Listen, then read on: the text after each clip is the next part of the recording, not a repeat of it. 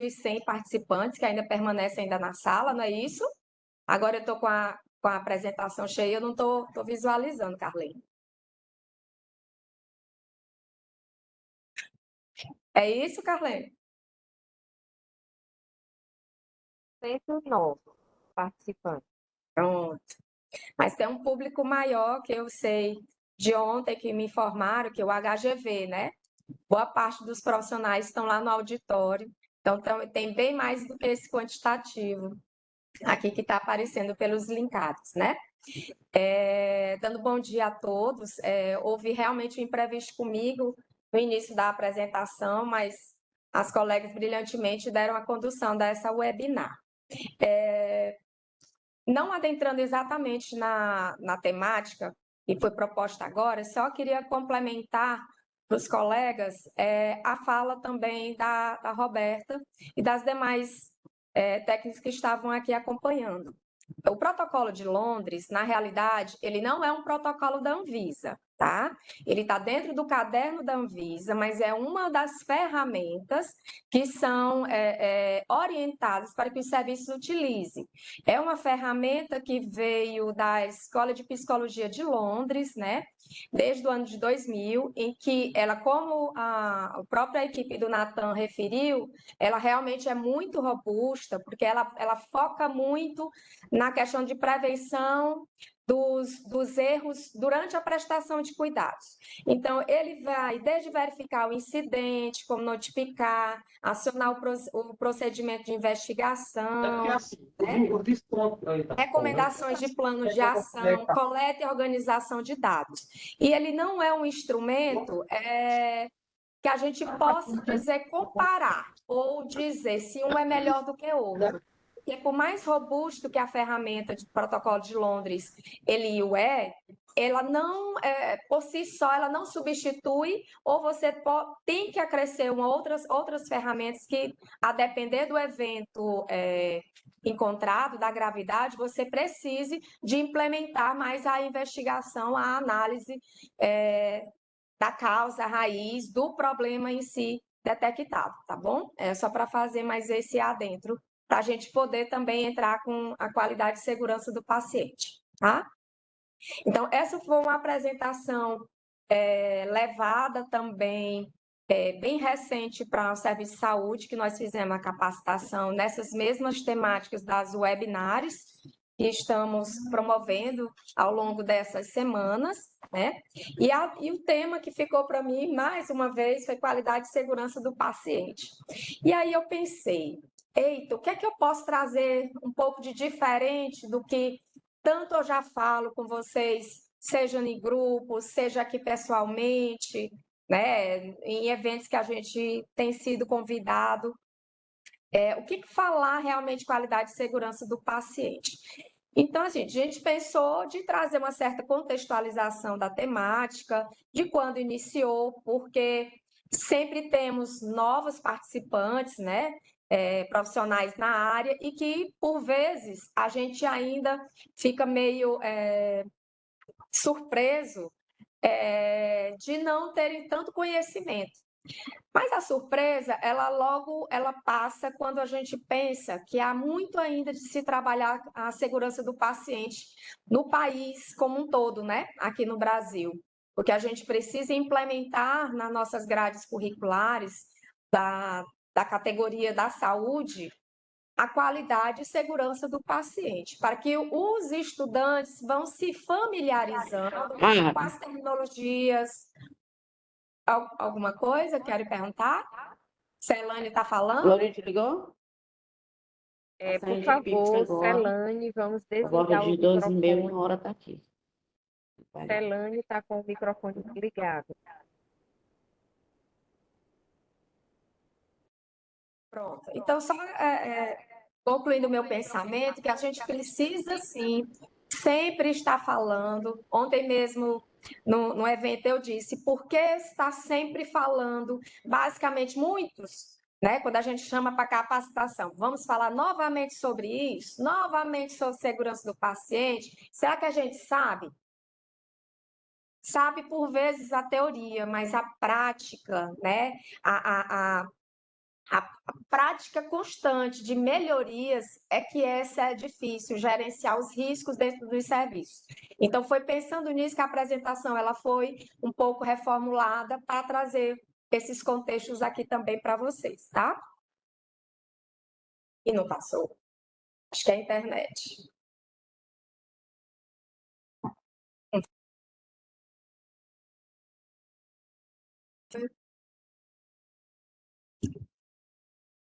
Não passou, não é, Carlene? Acho que é a internet. Não, só um minutinho. Tá.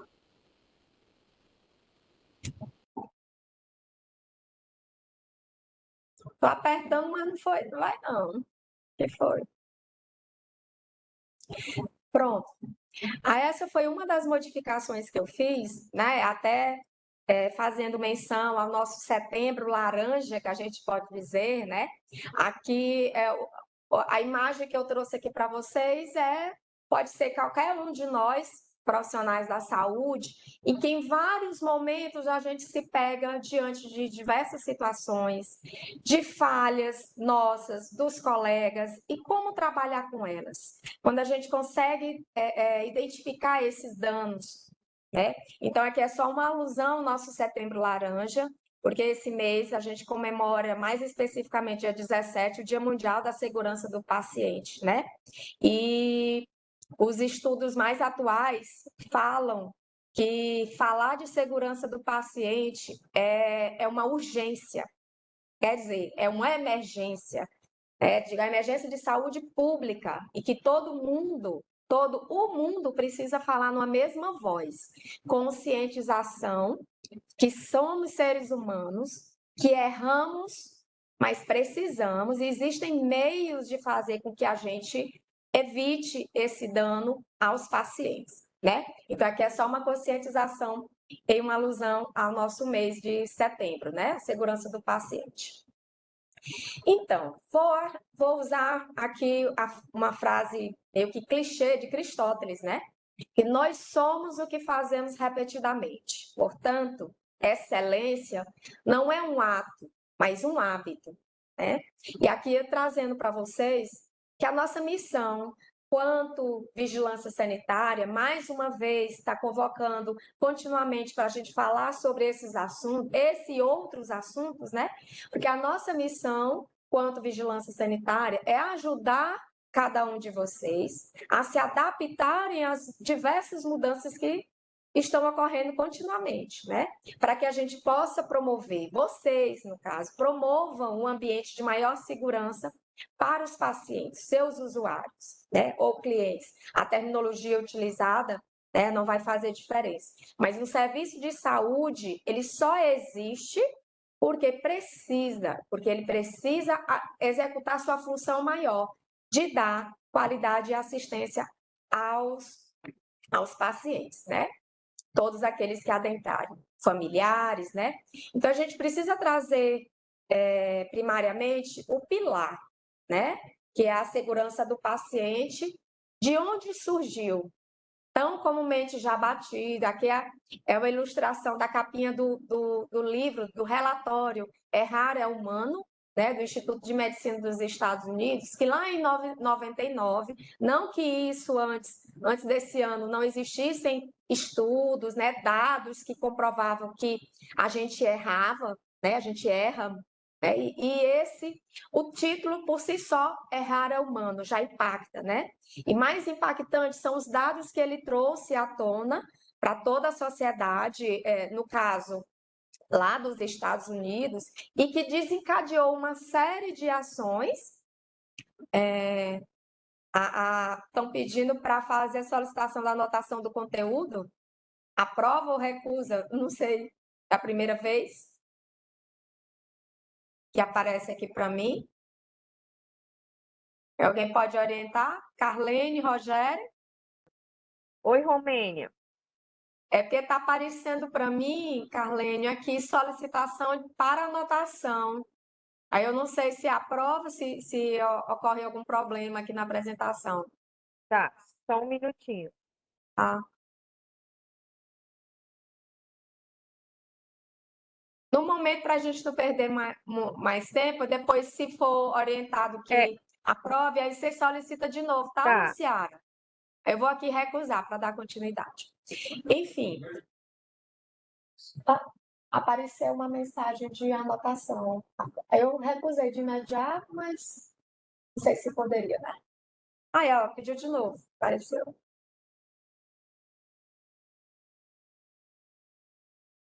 É a primeira vez.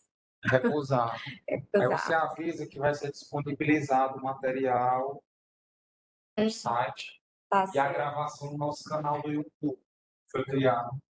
Olha, pessoal, como eu não tive no início das apresentações, o Rogério, que trabalha conosco aqui no setor de informática, está acabando de informar que acabou de ser criada nossa página no YouTube, né? A gente vai começar a fazer as alimentações de lado das nossas webinários, todo o conteúdo.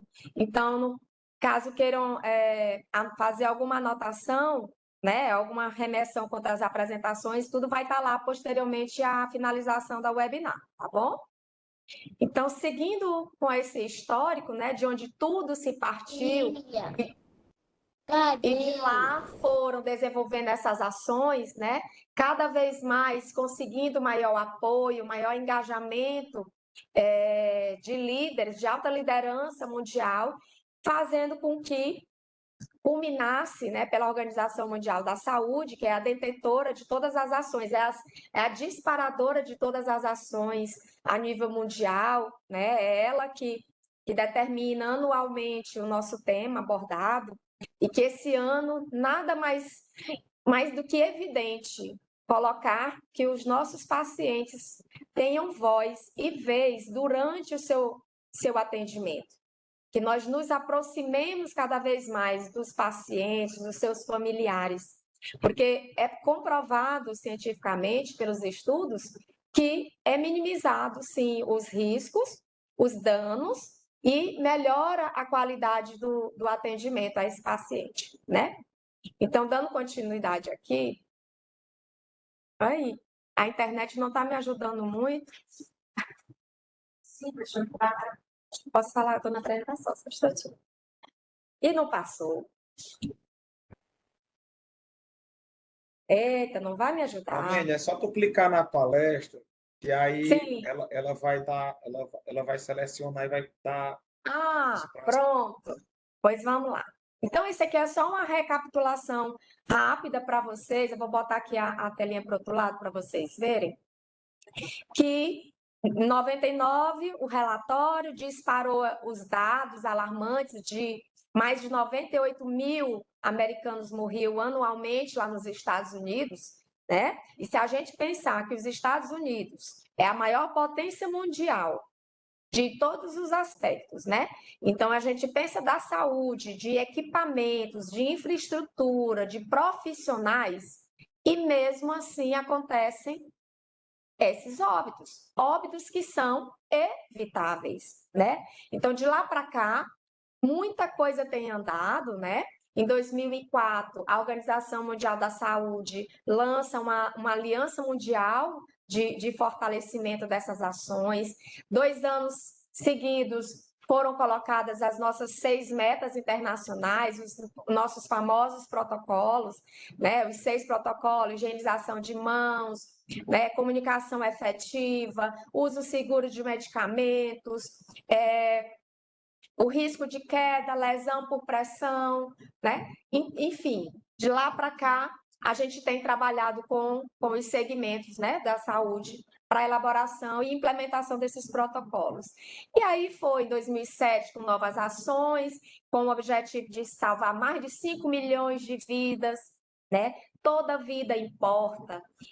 Quando a gente pega o conceito de segurança do paciente, em que a Organização Mundial diz: minimize ao mínimo aceitável, né?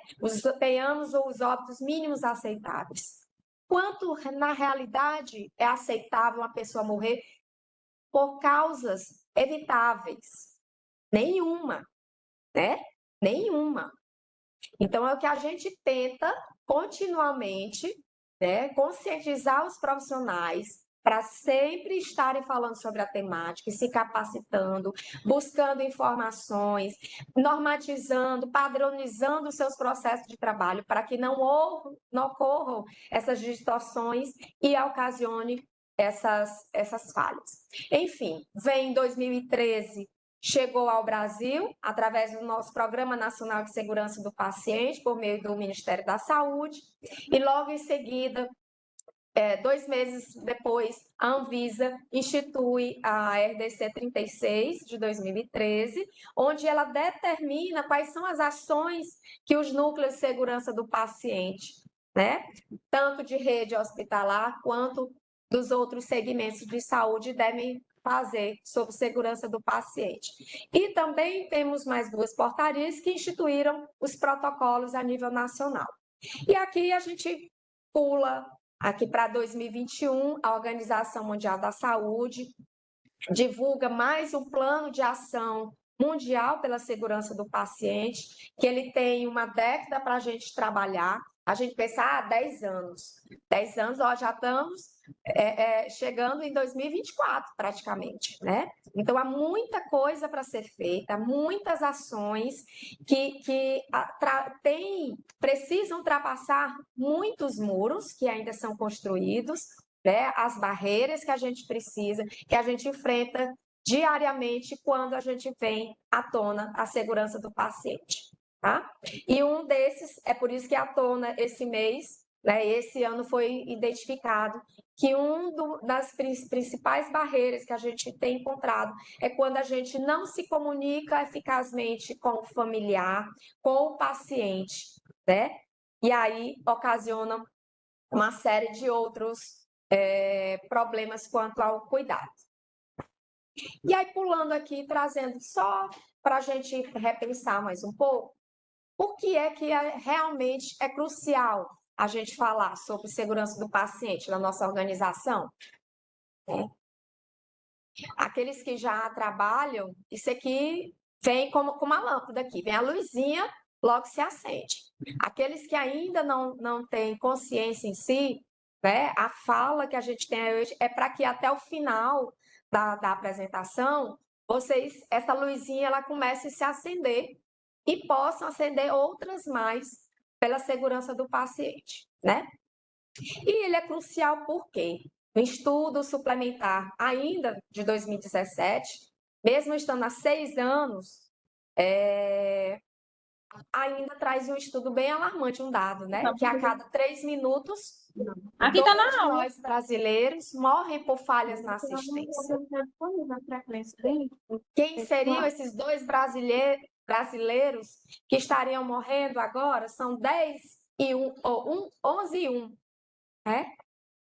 Nenhum de nós queria que fosse um dos nossos familiares que estivesse nessa estatística. Então, nenhum outro precisa estar. Então, é isso que a gente precisa mudar, tá bom?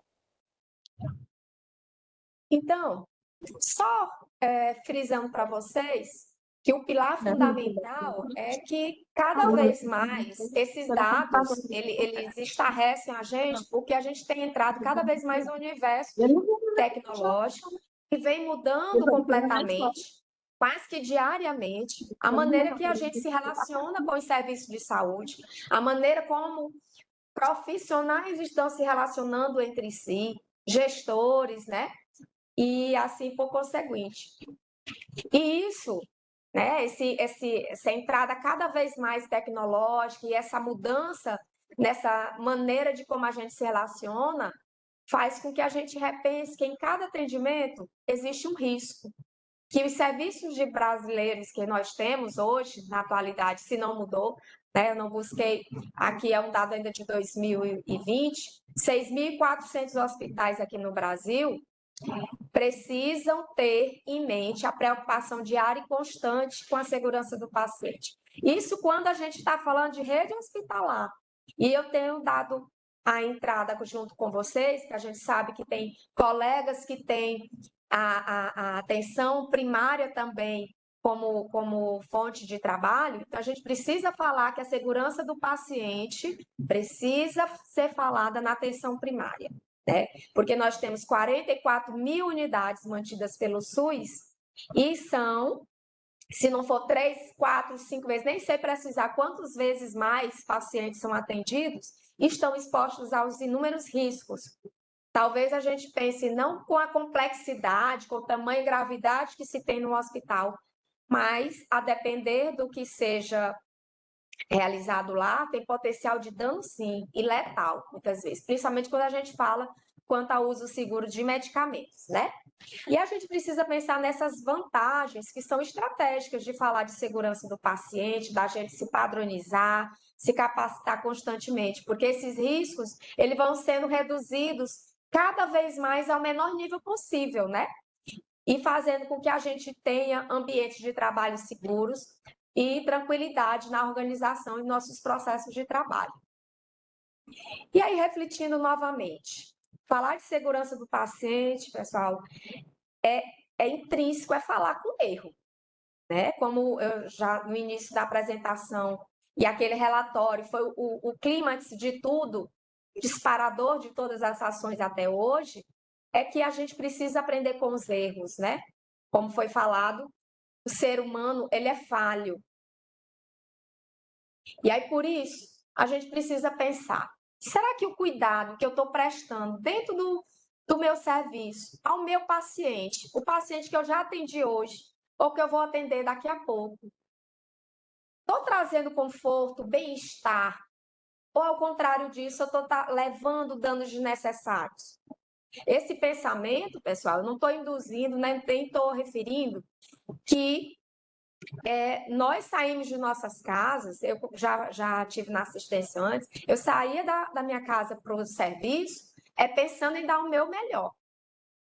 o melhor para aquele que está precisando do auxílio, porque ele está vulnerável, ele é que precisa das orientações corretas.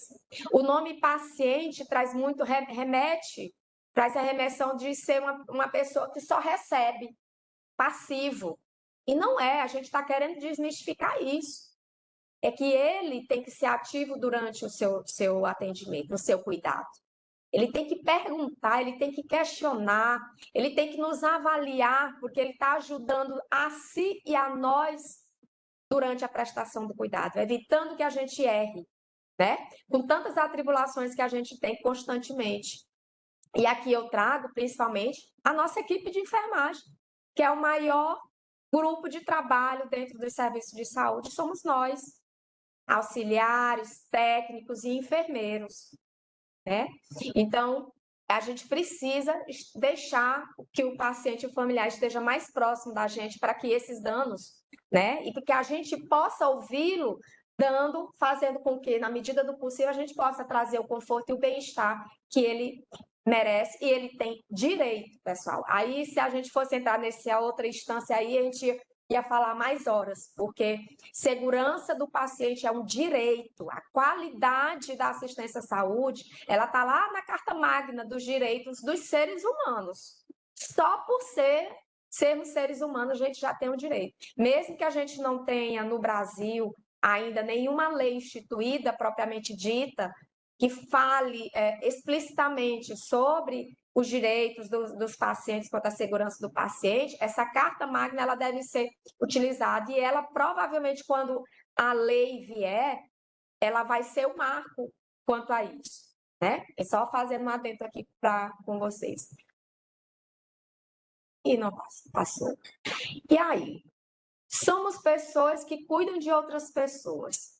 Como cada um da gente gostaria de ser cuidado? Será que nós, profissionais, alguns de vocês que estão dentro de suas instituições, será que você gostaria de ser cuidado? Ou de algum familiar seu fosse para ser assistido onde você trabalha? Se você respondeu que não, aí é preocupante. E ao mesmo tempo que você, fazendo parte do quadro, tem que arregaçar as mangas e ajudar toda a equipe, a gestão, para modificar esse quadro. Por que não está sendo falho? Em que ponto a gente pode melhorar para que a gente possa fazer a indicação do serviço para que tenham respostas da sociedade que o meu serviço, sim, me traz bem-estar, me traz a qualidade do cuidado que é necessário, né? Então, são reflexões que a gente precisa ter para falar sobre segurança do paciente.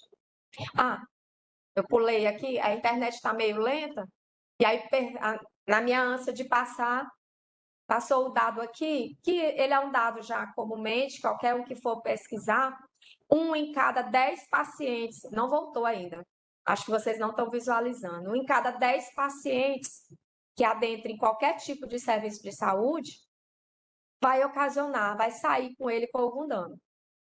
Ou nem sair, né? Quando vem o óbito. E é isso que é alarmante, né? E aqui a gente vai adentrar um pouquinho em algumas outras falas, eu pensei em trazer a trilha da segurança do paciente para vocês, né? A gente partiu do conhecimento de onde ele surgiu, como se fosse falado, surgiu assim, o clímax, né? Mas que desde os primórdios da antiguidade, né, Aristóteles já falava, né? O princípio primeiro não cause dano.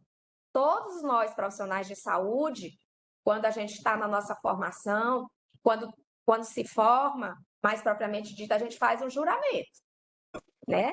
E é isso que a gente precisa cumprir, aquilo que a gente jura e dar sempre realmente o melhor cuidado, né? Então, a trilha da qualidade da segurança do paciente, e sem deixar de lado a terminologia da qualidade, né?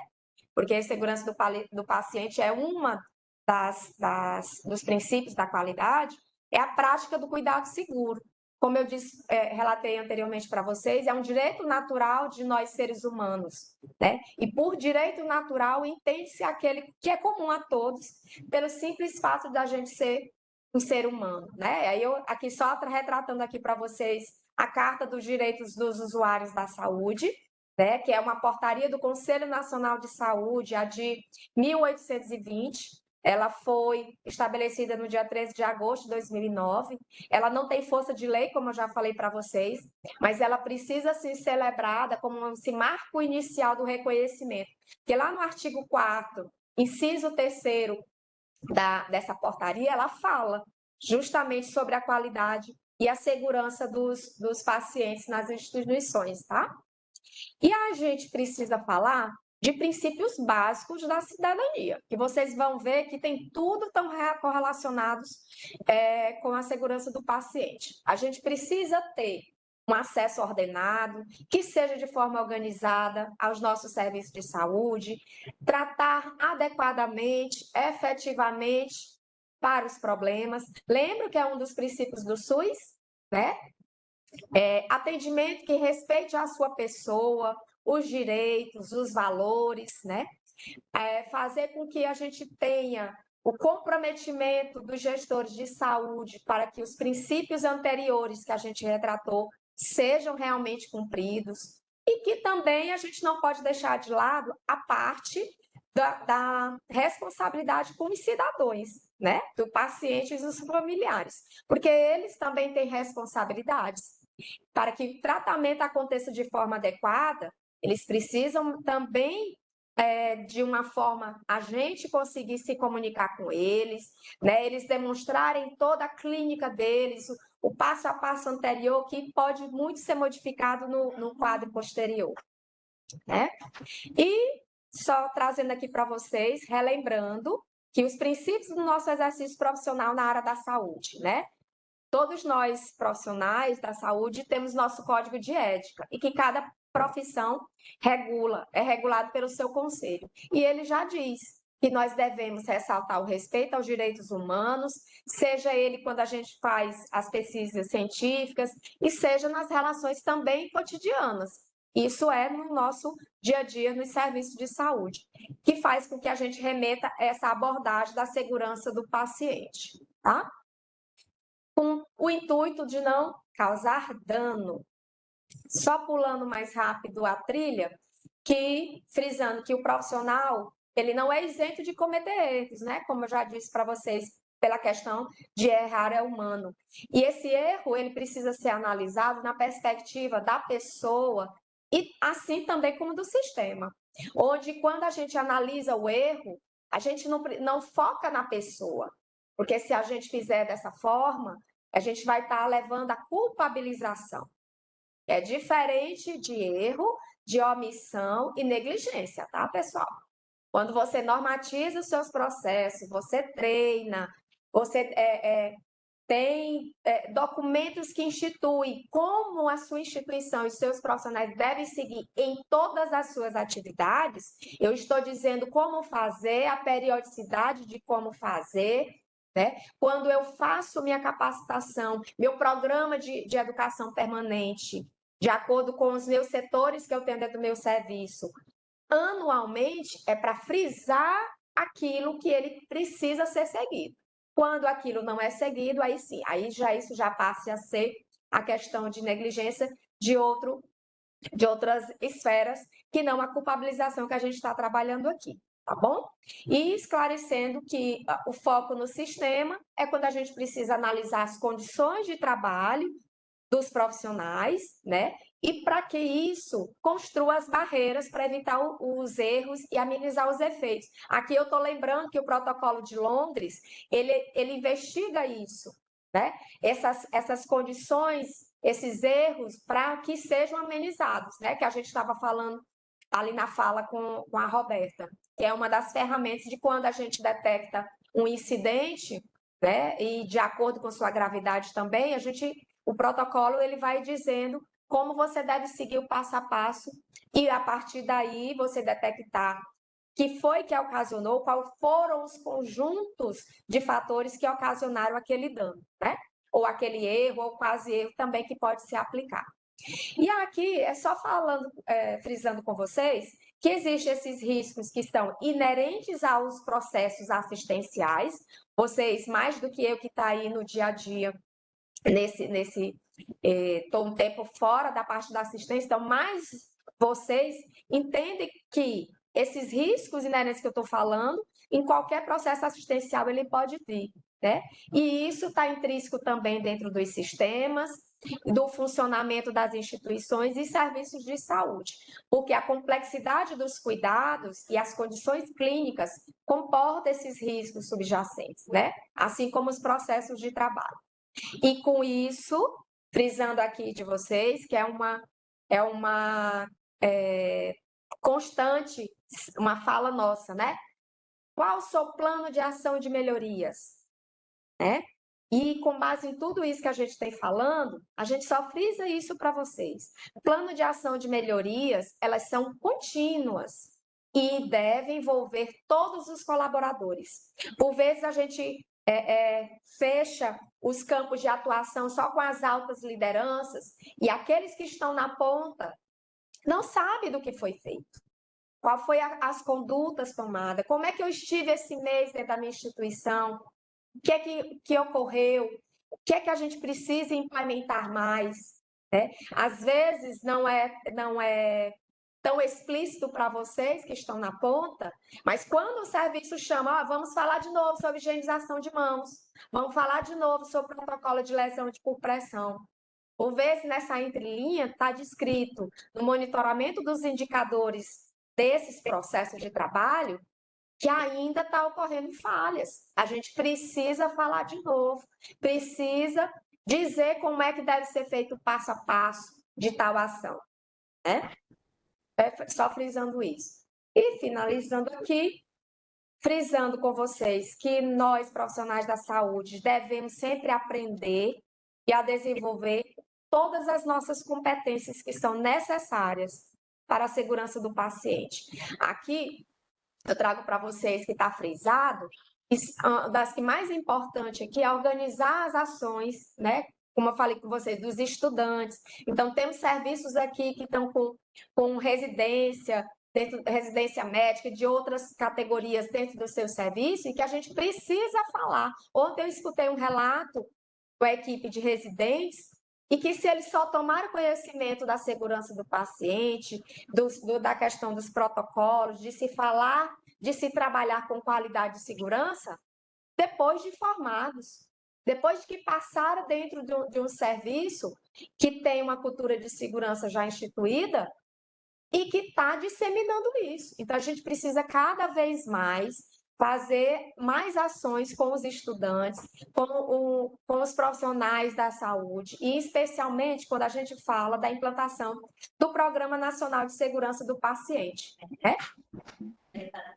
E assim, eu vi uma mensagem ali, eu perdi, foi você? Michele, por favor, desligue seu microfone que está atrapalhando. Quando eu abri, Porque não assistiu a aula toda. E aí, Michele, frisando que a cultura de microfone. segurança, ela decorre de atitudes, nós precisamos agir, ter atividades, Romênio, valores éticos que sejam duradouros. Quando Pessoal, eu que convido fala com vocês, o microfone, eu vou começar a tirar quem está com o microfone, que está atrapalhando a reunião.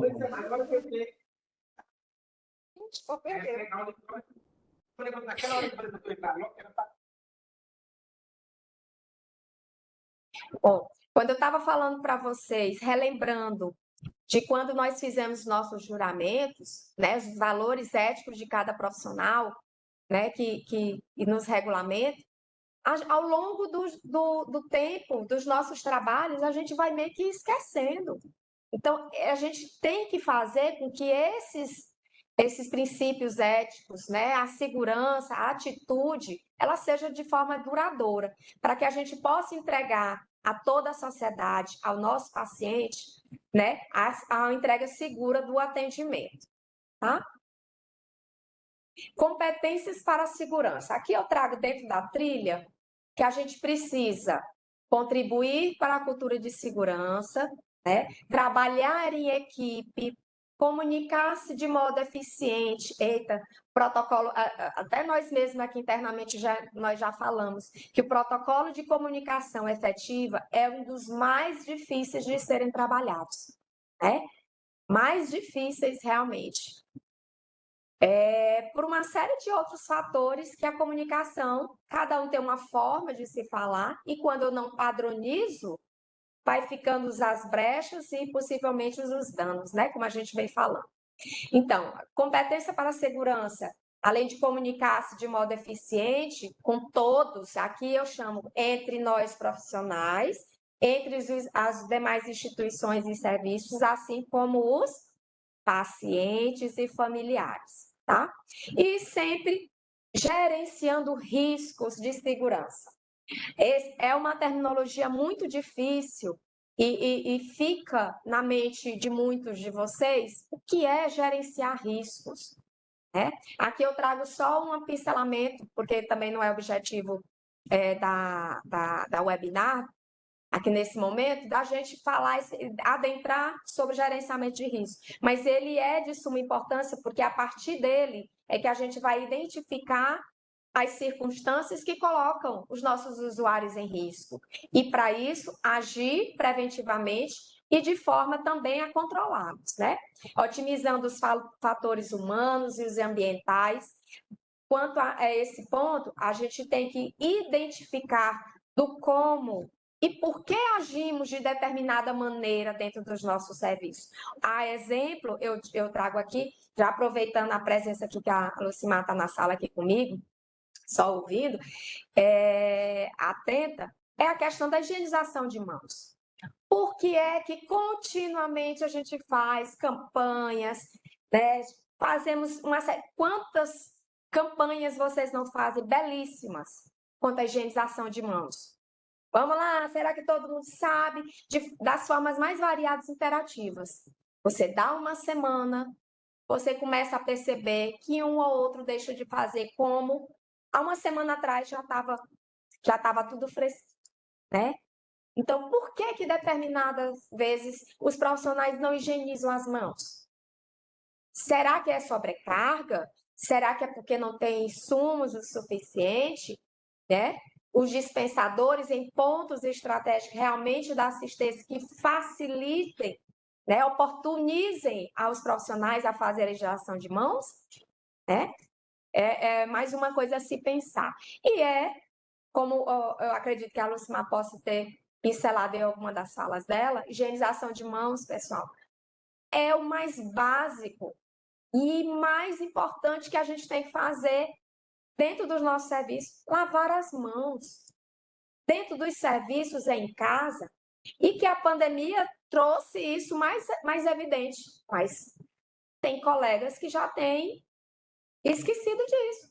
Hoje em dia a gente já não vê mais tanta higienização de mãos, vai em vários lugares, já não tem pontos para você fazer. Se você pede, você tem um álcool para higienizar as mãos, tem serviços, tem profissionais que viram a cara para a gente zangados, como se fosse um absurdo isso você exigir, né? E principalmente quando a gente fala dentro do serviço de saúde. Então, precisamos, dentro dessas competências que eu estava falando, friso aqui para vocês o reconhecimento, a resposta e a revelação, pessoal, de eventos adversos.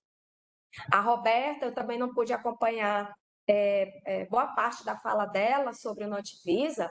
A gente sempre bate com vocês. Nenhum serviço, nenhum de vocês profissionais podem relatar nenhum técnico nosso da vigilância fazendo alguma ação de intervenção com vocês, a não ser para que vocês melhorizem os seus processos de trabalho, mas o evento que vocês colocam, quantos óbitos não temos dentro do sistema? Que vocês mesmos identificaram como falhas evitáveis, que foi de erros de assistência, e não houve a culpabilização. Então, internamente, precisa ser trabalhado isso, né? Então, trabalhar com segurança do paciente, principalmente nessa temática da revelação, do reconhecimento e de resposta adequada aos eventos adversos conhecidos, né? Atinge o psicológico do profissional que esteve na ponta, que foi reconhecido, dos demais adjacentes, e principalmente quando a gente pensa ao dano ao paciente, né?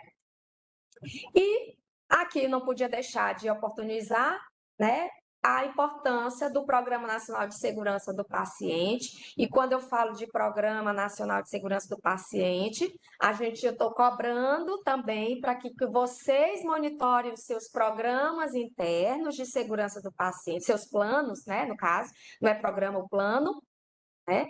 E quando eu revejo minhas competências para a segurança, o meu plano de segurança do paciente da minha instituição, ela precisa ser reformulado, adaptado, implementado, né? Porque é através dele que eu vou organizar, direcionar, normatizar todos os esforços para a prevenção desses danos e o cuidado seguro, né? E aí, quando eu entro dentro do plano, que eu digo quais são as ações que eu vou fazer, quais são as capacitações que eu preciso continuamente fazer, eu vou estar contribuindo para a qualificação do cuidado, né? Dentro do serviço de saúde. E, por fim, e não sendo o fim propriamente dito, é só para finalizar a trilha aqui, os profissionais da saúde, em particular, né? Por que as reticências? Porque há muitas outras coisas a mais que eu precisava falar dentro dessa trilha que não cabe nesse momento agora com vocês, mas que ele finda com que vocês, profissionais da saúde, em particular, devem compreender que a segurança dos cuidados que vocês prestam está em relação direta com a aprendizagem contínua, com a qualidade do ensino também dessa aprendizagem, né? E aí, só me adentrando mais, como eu frisei para vocês, o plano de segurança do paciente, para aqueles que não conhecem, né? Eu falei muito de uma forma mais geral, para aqueles que eu acredito que são a maioria aqui, que já estão nas ações de segurança do paciente, mas aqueles que não estão, o que é que eu estou falando sobre o plano de segurança propriamente dito, né? Então, o plano de segurança do paciente, a gente vai revisar novamente. É um roteiro para todos os profissionais, não é para o coordenador do núcleo, né? Então, eu tenho que dar conhecimento para toda a minha instituição que esse plano, meu líder maior, meu gestor, está ciente e aprovou que eu posso e devo executar segundo o que foi planejado. Assim como eu posso também fazer as adaptações, né? Porque é ele que vai fazer o desenvolvimento e esse monitoramento dessas ações de melhoria contínua que eu falei para vocês, né? E só frisando para vocês que vão elaborar ou revisar o seu plano de segurança, ele deve estar sempre pautado na sua realidade local, e nos objetivos que sejam alcançáveis, sendo essa uma das funções de quem compõe o núcleo. Não é do coordenador, é dos profissionais, a equipe que compõe todo o núcleo de segurança do paciente, tá? E aí, trazendo só, frisando para vocês que ela é obrigatória, a permanência do plano de segurança do paciente, segundo a RDC 36. Lembra que eu falei para vocês que ela institui quais são as ações, as obrigações de quem compõe o núcleo de segurança do paciente? Pois é, ela está lá descrito que ele é obrigatório e deve ser sempre revisado e atualizado de acordo com as mudanças. A gente sempre orienta que esse plano ele tem uma periodicidade anual como razoável, né? Podendo até chegar a 2 anos. E, como eu disse, ela pode e deve ser modificada a qualquer momento. Dentro desse plano, eu preciso ter um tópico lá falando sobre a avaliação dos riscos. Quando eu falo da avaliação dos riscos, lembra que eu falei que eu preciso ter em mente quais são todos os riscos, de acordo com as atividades que eu executo, que os meus usuários podem ter. É o acesso que eu digo pode ser o translado, se você veja que existe esse risco e que você possa ter uma ação direta a essa ação, né? Esse risco, você pode colocar assim. A minha infraestrutura ela não está adaptada para cadeirante, tem aumentado muito o meu público de cadeirante ou de portadores de deficiência, algum tipo de deficiência, pode ser a visual. Hoje em dia a gente trabalha tanto segurança do paciente de forma visual, né? Será que os nossos comunicados estão sendo claros? Aquele paciente que só ouve, está entendendo? Está conseguindo compreender o que é segurança do paciente quando eu só coloco um cartaz? Né? Aqui é só uma reflexão que a gente pode ter esse processo de melhorias, de ter divulgações dentro de pontos de serviço sobre as atividades, né? Sobre algumas orientações que vocês acreditam que vai fluir melhor durante o desenvolvimento das suas ações, né? É só um adentro para vocês quanto a isso, né? Os riscos, a gente precisa falar quando a gente faz a avaliação, ele pode ser tanto de origem clínica, né, quando a gente trata dos diagnósticos, dos tratamentos dos pacientes, e também aqueles de origem não clínica, né? E é uma etapa extremamente importante, porque a partir dessa avaliação, eu vou permitir elaborar ações de melhoria de segurança, né? De forma particularizada em muitos dos processos, porque eles são importantes para os pacientes da organização. Aqui tem um outro ponto, são as ferramentas da qualidade, né? Que é o conhecimento das mais diversas ferramentas da qualidade, metodologia da gestão de risco. Olha aqui, trazendo novamente aqui para vocês o protocolo de Londres, né? O mais básico, o plano de ação. Aqui nós temos a metodologia de Ishikawa, ou os 5 porquês, né? Mapeamento de risco. Então, não existe um melhor ou um pior. Muitos deles se complementam, né? Em outras situações, você usa 2, 3 ferramentas ao mesmo tempo para chegar ao final da causa realmente raiz do evento, do incidente detectado, né? E aí, com essas ferramentas, eu vou prevenir e fazer o controle desses eventos adversos. Quando eu vou incluir o registro, essas análises dessas possíveis causas ou causas já sabidamente conhecidas, elaboração de um plano de ação e sempre acompanhamento dessas ações que eu me propus para fazer. Eu acredito que a Roberta pode ter dado um adentro com vocês com relação ao Notivisa, que quando a gente divulga, manda os alertas para vocês, para identificarem melhor, colocarem mais dados nas notificações, para a gente entender melhor, poder analisar junto com vocês também e fazer as possíveis intervenções por parte da vigilância para esses processos de melhoria, a gente precisa ter dados mais substanciais, né, mais palpáveis, para que a gente possa realmente fazer esse acompanhamento junto ao de vocês, tá? E essas ferramentas é uma forma até da gente ver as coisas na organização, de uma certa padronização, tá? E a condução dos achados? Como é que eu devo fazer para aqueles que estão iniciando, né? Passei, desculpa. Deixa eu voltar aqui de novo. E agora não foi? Estava lá nos protocolos. Já estou quase encerrando, pessoal. É porque para aqueles que estão iniciando... E agora não volta. O que foi? Já terminei o tempo, já estão me alertando aqui. Então, eu vou passar aqui rapidamente. Como vocês vão ter acesso depois à apresentação, e aí de já eu já me coloco à disposição continuamente aqui na vigilância, nos nossos grupos de trabalho, né? Pelos aplicativos de mensagem, a gente pode orientar posteriormente. Então, só para dar fechamento aqui na minha apresentação, não podemos deixar de falar dos protocolos de segurança. Lembre que eu falei que são 6 os mais falados, mas são inúmeros outros a mais. A vigilância fala a identificação do paciente, risco de queda, lesão por pressão, seguro de medicamento, higienização de mãos. E aí me pede o seguro de medicamento, controle da água. Cadê o seu protocolo de controle de água? Onde está o controle, o protocolo de controle do processamento dos materiais, da sua qualidade do ar? Aqui eu falo do PMOC, né? Do uso de órtese e prótese, do protocolo de um ambiente seguro. E assim vai.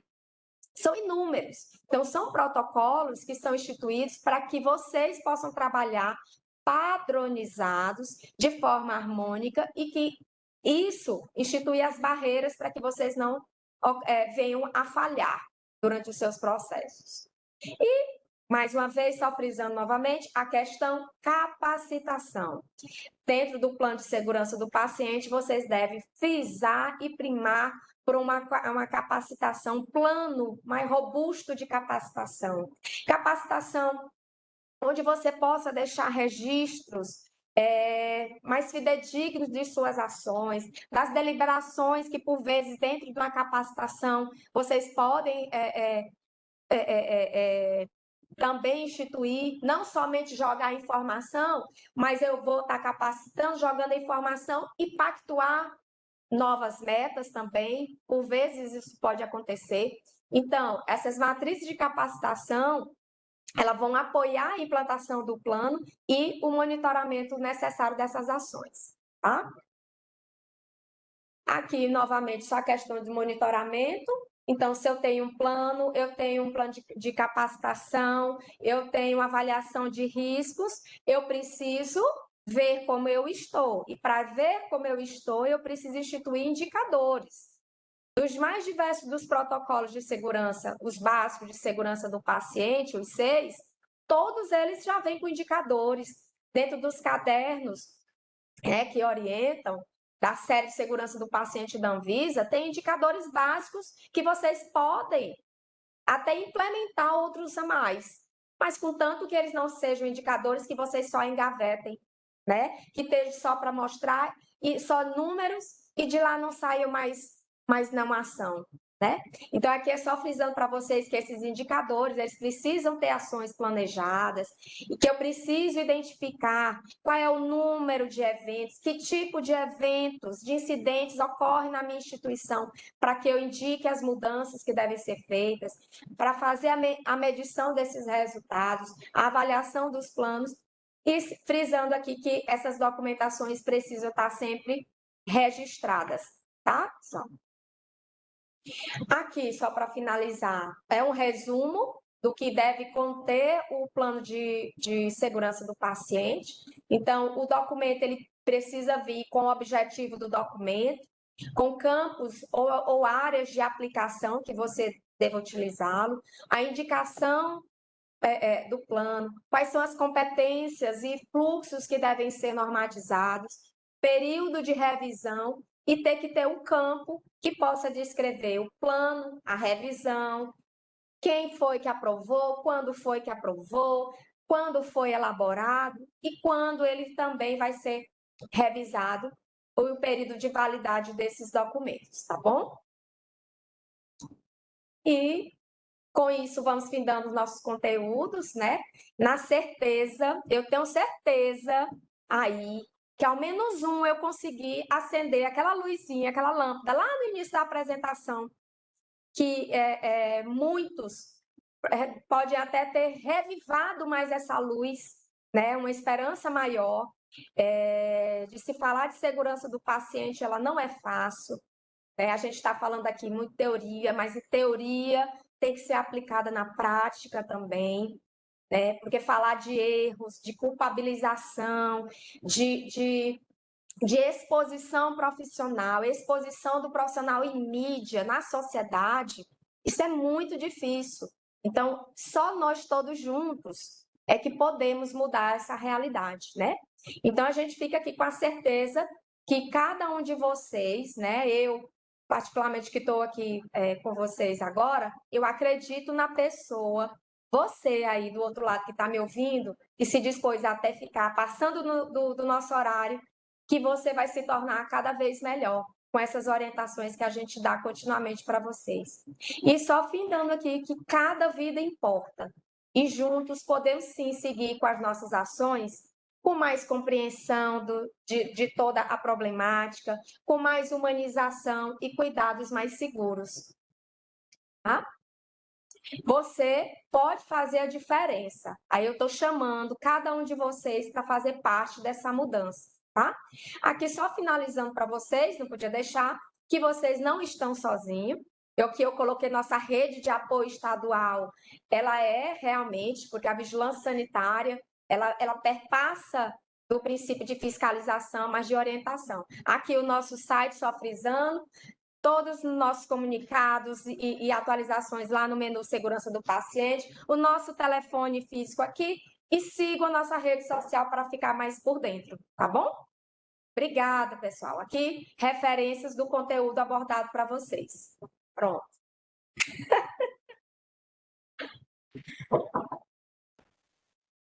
Obrigada, Romênia, pela apresentação.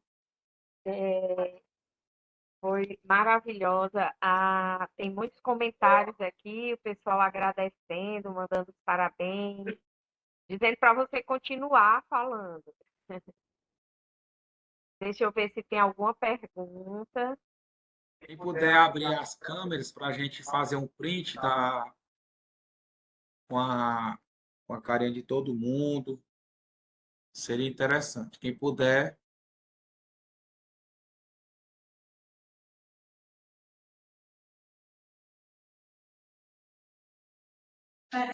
Rogério, aguarda só um instante. Vamos chamar aqui a Roberta para fazer um print conosco aqui todos. Tá bom, tá bom. Tem alguma pergunta, Carlene? Não tem, no chat não tem, mas se alguém quiser fazer pelo microfone, fica à vontade. A Cíntia já postou, né? Qual o nome a seguir no YouTube para visualizar as apresentações? A Cíntia já postou aqui, né? Já. Ela fica bem aqui atrás, né, Roberta? Essa de hoje só vai estar disponível amanhã.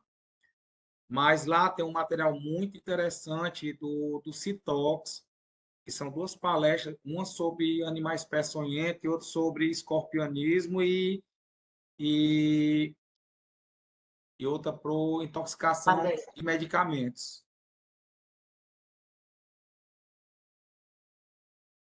Então, vão lá, se inscrevam lá no YouTube aqui da Vigilância, se inscrevam e curtam lá para a gente movimentar esse Instagram, esse nosso canal do YouTube, viu?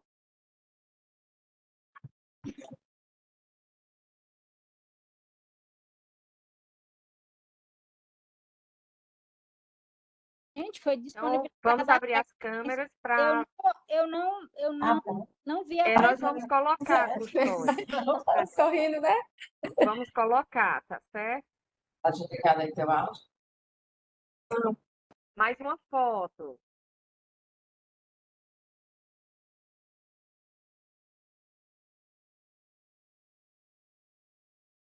É porque está fazendo de todas as telas, tá?